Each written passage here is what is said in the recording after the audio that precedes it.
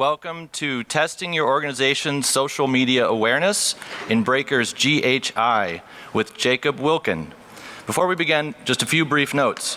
Please stop by the business hall located in Mandalay Bay, Oceanside, and Shoreline ballrooms on level 2 during the day and for the welcome reception at 5:30 tonight. Also, the Black Hat Arsenal is in the business hall on level 2. Welcome, Jacob. Take it away. Thank you very much. Just test my clicker works. Cool. Okay, good morning, everyone. Thank you very much for getting up bright and early to come see my presentation this morning. Today I'm going to be talking to you about testing your organization's social media awareness. So the presentation today is going to be split into two parts. Firstly, I'm going to talk about social media, why I think it's important and why I think we should be testing it. And then we're going to move into the practical part of the presentation in the second half, and I'm going to be talking to you about two open source tools I've developed called Social Mapper and Social Attacker, which hopefully you'll be able to take away and start testing your organization's social media awareness. So, who am I? My name is Jacob Wilkin. I'm a security consultant / penetration tester / red teamer / hacker. Over the last couple of years, I've performed hundreds of penetration tests, including social engineering engagements and network tests, web apps, all that stuff. I've hacked into multiple banks, all legally, don't worry. I'm the creator of Spray and Social Mapper, two open source tools. And I'm also British, so I apologize if I apologize too much in this presentation. Thank you.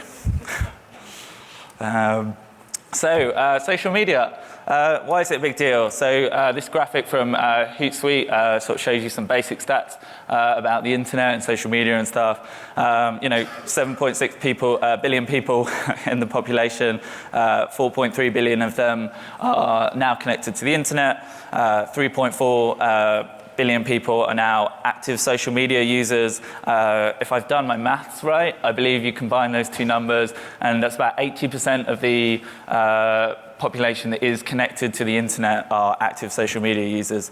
That means that about four in 5 people are on social media, and then, as you can see in the last one, most people are connecting to it from mobile devices, and I will come back to why that's important a little bit later. But why do you care? Why do you care about social media? Well, social media phishing is on the rise. In 2017, it went up by 500%. In 2018, it went up by 100% again, according to a Proofpoint report.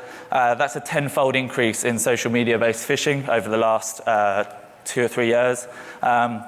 It's now a preferred vector for attackers, so actually there is more social media phishing or phishing going on social media than there is via business emails. And it's easy to see why when you look at the statistics. 33% click rates you're getting on social media, just because people are on social media, people are clicking things, it's what you do on social media, versus 11% on average for business emails. So you're 3 times more likely to be able to get your click-throughs on social media.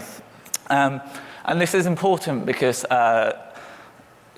companies are, they're moving towards bring your own device models. So people are going to be on their devices at home on social media.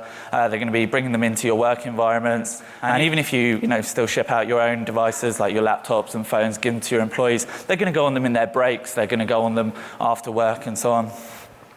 And what this means is that social media becomes an alternative attack vector into your organization. So, you guys know about normal phishing pretexts like credential-based phishing. What if their Facebook password is the same as their Active Directory password, and they've got shared credentials, or it's very similar?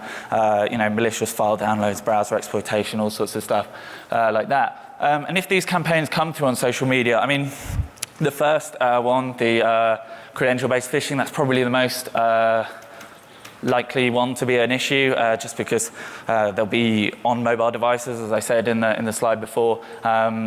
So probably, unless you're up against like an APT or a nation state, the malicious file downloads and browser exploitations aren't so much of an issue on Android and iOS. So how do we address this? If social media is an issue, how do we address this in our organizations? So as I'm sure you know from the title of the talk that you've just walked into, I'm an advocate of improving awareness. We can run mock campaigns to identify who's at risk, the same as you would with normal email-based phishing. And I see this evolving into two types of tests, really. A more passive social media-based test and a more active social media-based test. So moving on to it. So Social Mapper is a tool I developed last year. I released it at Black Hat Arsenal. This is how I see you doing passive testing on your organization's employees for social media awareness. How it works is it's a Python tool, and you basically feed in a LinkedIn company name, and it does a reverse search based off the LinkedIn company name, and it scrapes off all the it scrapes off all the names and the images of all the people that work at that company. Or you can do some open source intelligence of your own, and you'll be able to just feed in a list of URLs to someone's image and a list of names as well. And what it does is it instruments the Firefox web browser, logs into the social media sites with your credentials, and then starts doing name-based searches and then narrowing the results down using facial recognition. And the point of this would be you can enumerate all the profiles of your employees that are linked back to your LinkedIn organization or that you found online. And this is fairly quick. I mean, it depends on your definition of quick. It takes about 24 hours to run on 1,000 people. But, you know, to run like a test, it's not too bad. It's less intrusive. You know, you don't actually have to interact with these employee profiles. But the cons are that, you know, you're identifying employee profiles, but you're not actually testing them. You don't know if they're going to accept connection requests. You don't know if they're going to click on links that get sent to them, and so on. And this is what Social Mapper looks like. You can see it's a terminal tool. Sorry, the image quality isn't amazing. I'll try and point to the various bits over here. So you can see at the top, it's a Python tool. You can see we've set the company name to Trustwave, so we're fishing, or we're looking for social media accounts belonging to Trustwave employees. We set it to fast mode. There's fast and accurate mode. Accurate is more accurate. Faster is faster. We're setting it on Facebook, LinkedIn, Twitter, Google+, and Instagram. And then what happens is it goes on LinkedIn, finds the company ID, pulls that out, and then starts scraping employees off LinkedIn. So you can actually only pull out 1,000 people, but, you know, this is 1,000 profiles and vectors into your organization that are possible. So.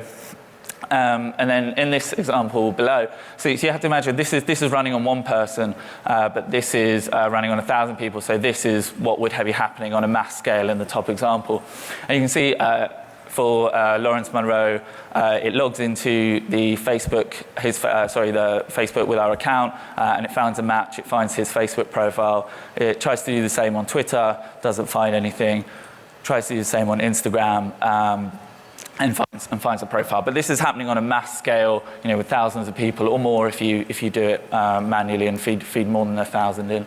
And what you're getting from this is something like this. So you're getting a report from Social Mapper detailing your employees or your targets' social media, basically their presence online, right? So you can see in this one.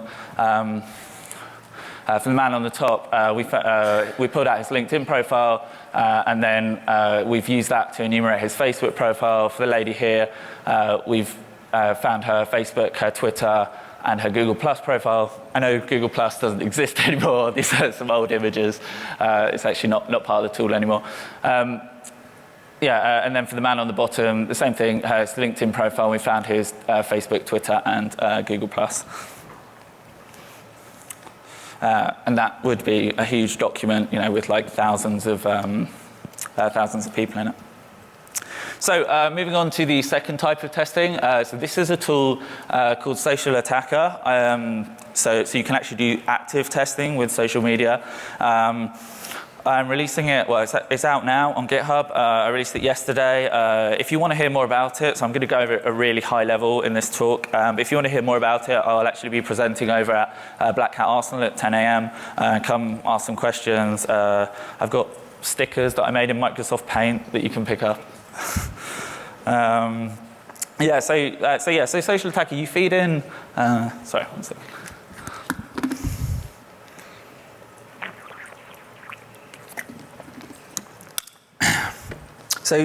So social attacker is the same as social mapper. It instruments the Firefox web browser.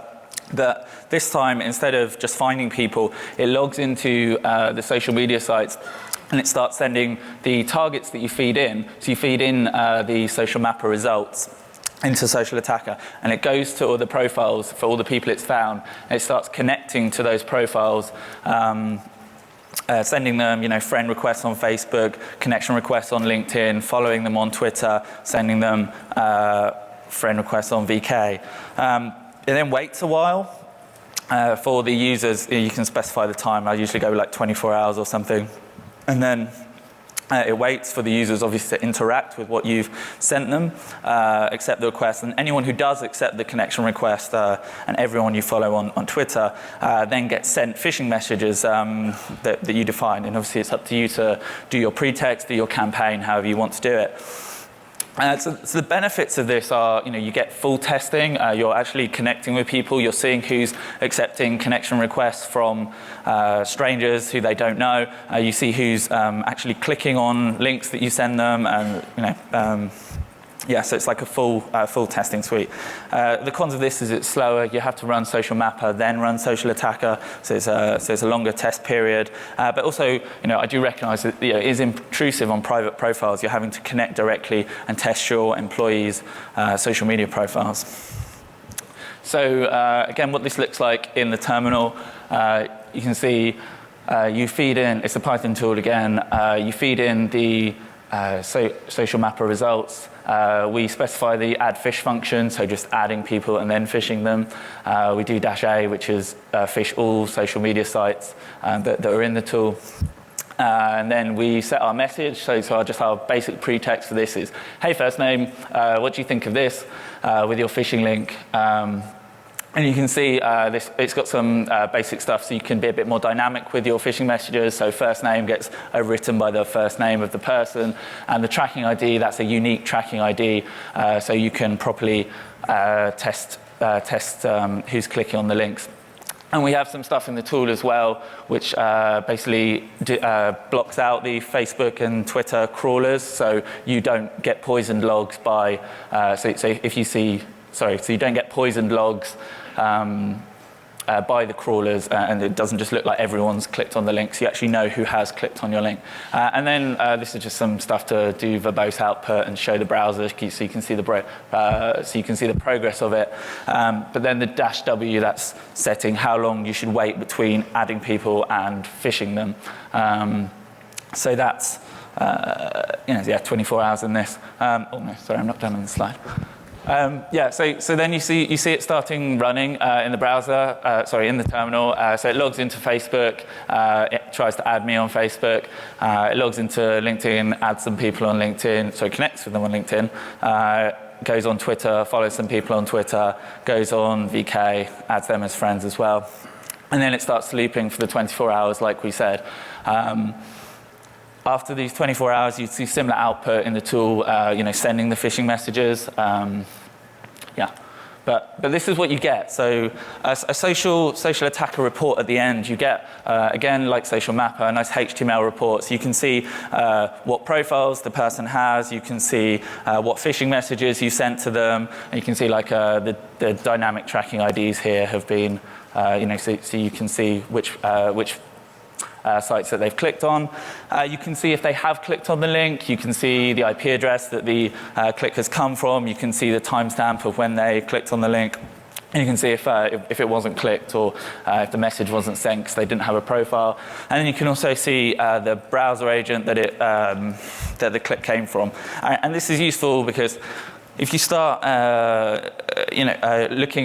doing some analysis on the user agents and comparing them to the timestamps, you can start seeing like, oh, is this person coming from a laptop during office hours? And then, are they clicking on links from random people on social media on my work machines or the work machines that we issue them? So then you can start seeing if it is, having these alternative vectors into your organization.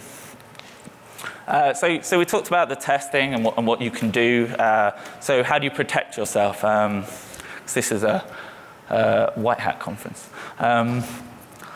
Defenses. How can you protect yourself? So some basic stuff. If you're just looking out for yourself, don't use the same name on every one of your social media sites. Use an alias on Twitter. Use just your last initial and first name on Facebook, and use your full name on LinkedIn or something like that. Don't accept connection requests from people you don't know. Don't click on links from people you don't know, like basic child hygiene.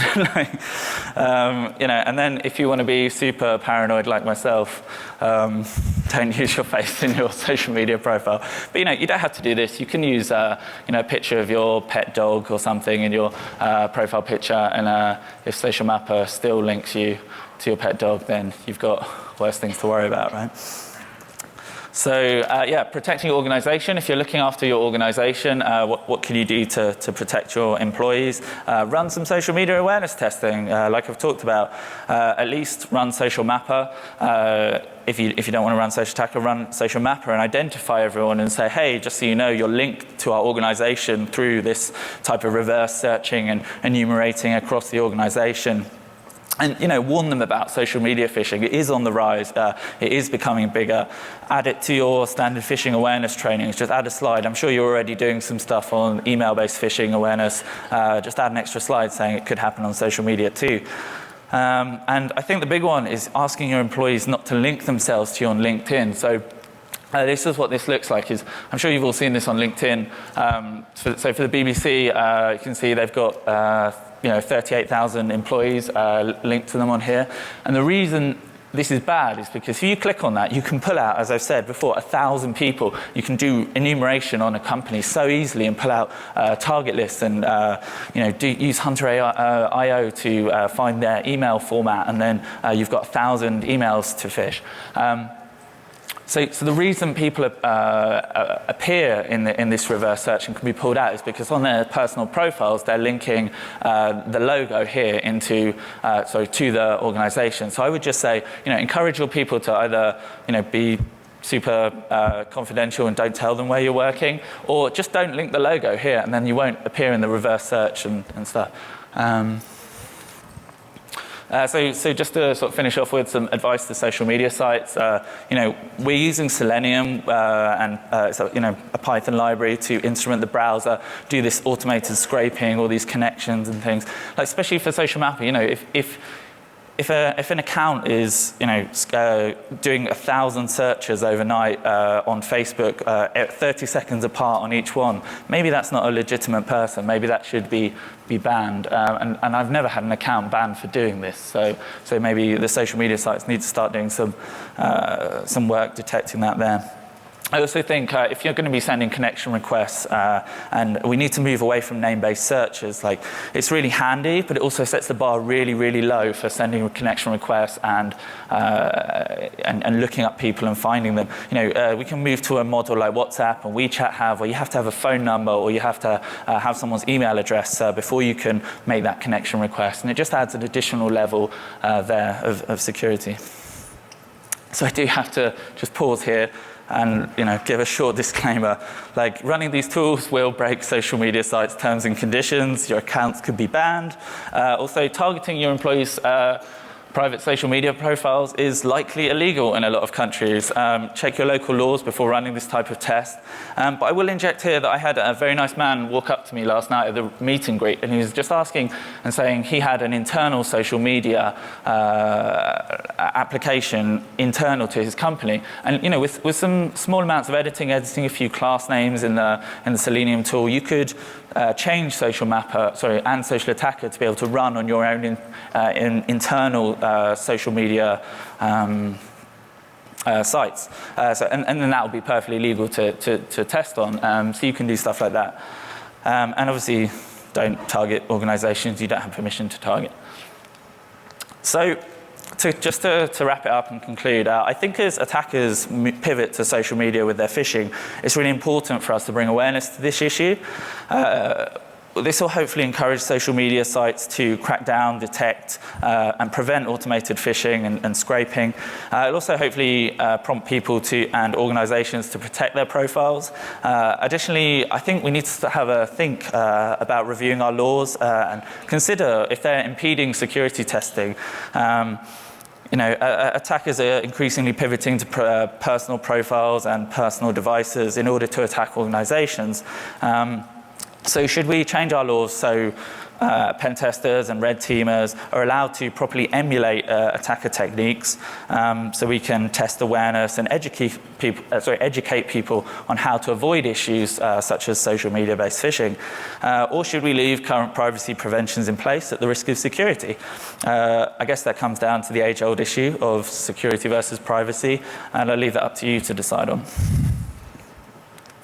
And that's it from me. So, no, sorry. Yeah. So if you want to contact me, ask me any questions about the tools, how to run them, or just have a general chat, feel free to email me, connect with me on Twitter, and these are the links to Social Mapper and Social Attacker on GitHub if you want to run them and try them out. And yeah, thank you very much for coming.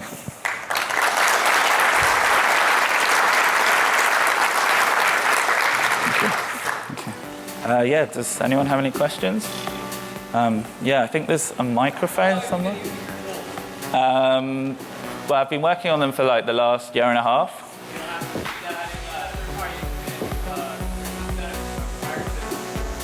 No. Any other questions? Yeah, I think you're meant to go to a microphone. Do you want to go to the microphone and ask it? Yeah, so the question was, do you have to make a fake persona to make the additional request? Yeah, so I wouldn't use your actual social media profiles to do any of this testing. Like I said, the accounts could definitely be banned. Yeah, you just it's really simple. Just get a fake email address, get a burner phone or something, and make a fake account. Yeah, any other questions? One more in the center. Yeah. Can I just tease you out on one of your points? Like unlinking individual profiles from a company profile in LinkedIn is probably a bit of a bitter pill for us. Can you just expand why you feel that that's advisable in a little bit more detail? Sorry, it's actually worse than coming through the microphone. Could you just come forward and say your question just to be personally sorry? Yeah, no worries. Secondly, like unlinking individual LinkedIn accounts from the overall company account. Yeah. Like that's something that I would probably find hard to do in my organization. Can I just tease you out on why you feel that's advisable? Yeah, so there's lots of tools that do this. There's a nice tool called Attack Surface Mapper, and there's another tool called LinkedIn. It's been doing it for a while. And basically, when you scrape all the employees off, you're basically getting. If you feed the first name and last name into this, there's basically this API called Hunter.io, and it tells you the email format for the domain. So, I'm sure you all know, it's like, what does your company use? Like first initial last name or first initial dot last name, something like that. And then you start getting, just from all the people on LinkedIn, you start getting their email addresses, and then obviously you shave off the domain, and then you're getting the email address, and then you're getting the usernames. And I've done penetration tests where I've done that. I use the usernames and I do like a password spray, and I get into one of those 1,000 accounts using password 1 or something like that. So that's why I think it's important that you move away from linking yourself on LinkedIn, because it's so easy to reverse search the company, pull out 1,000 people, pull out 1,000 accounts. So even not just for social media phishing, but for network testing and external testing and things as well. It's just not good security practice, in my opinion. No problem. So now that you've got a way to kind of measure how much people are going to connect to the fake fish via LinkedIn or via social media, have you seen any advice that you give folks besides just be aware that really drops that rate? Yes. Yeah, so I'm from the UK, right? So we're not allowed to test our employees. That's what I'm saying. I can't do this. So I'm just open sourcing a tool, bringing awareness to the issue, really, right? So it's a proof of concept. So I haven't, actually done any testing that I can, give you verifiable data on. Yeah, just awareness and things like I said. Yeah, do unlink people from LinkedIn and stuff. I think really is probably the best sort of stuff. So.